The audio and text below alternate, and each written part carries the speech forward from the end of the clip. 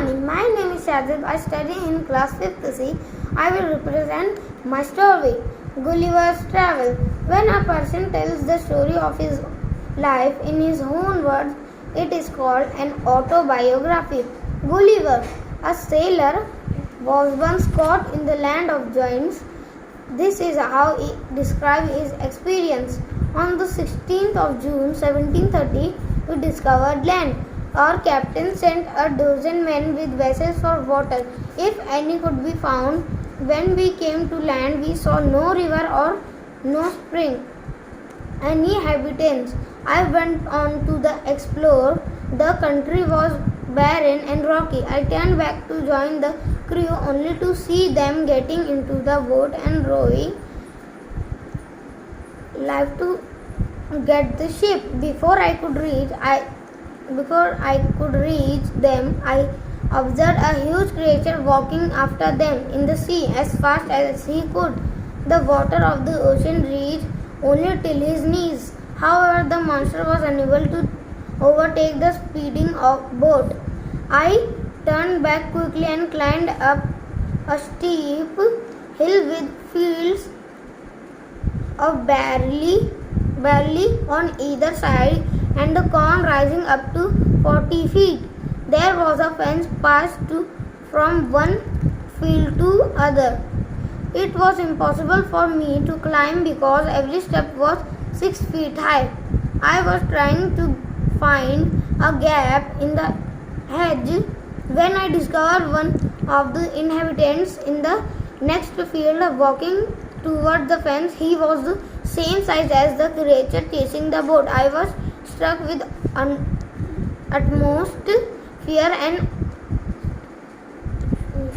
myself. He called in a voice much louder than a trumpet.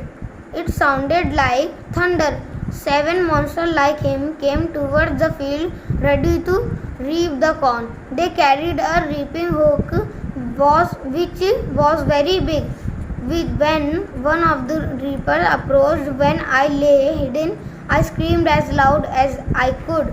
The creature stopped reaping, picked me up between his thumb and forefinger and brought me close to his eyes 60 feet above the ground. He looked at me with curiosity and blew my hair aside to get a better view of my face. He called his friend and gently placed me on the ground. They all sat on the ground to take a good look at me. I slowly backward and forward, pulled off my hat and made a low bow towards the farmer. I tried to speak to them loudly in several languages. Each time I did so, the farmer who picked me up held his ear very close to me, but in vain. The farmer took me to his house and placed me at some distance on the dining table, which was 30 feet from the floor.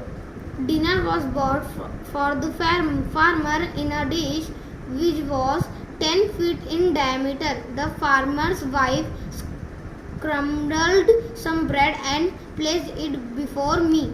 In the middle of the dinner, I heard a noise behind me. It was purring of a cat that was 10 times larger than an ox. The farmer's wife was stroking him. Then entered the farmer's 1-year-old son in the arms of the lady. On seeing me, the child grabbed me up from the table and put my head into his mouth. I shouted so loudly that the baby dropped me. I would have broken my neck if the mother had not held her apron under me. Later she put me on her own bed and covered me with a clean white handkerchief. I slept dreaming of my home, my wife and children. Thank you.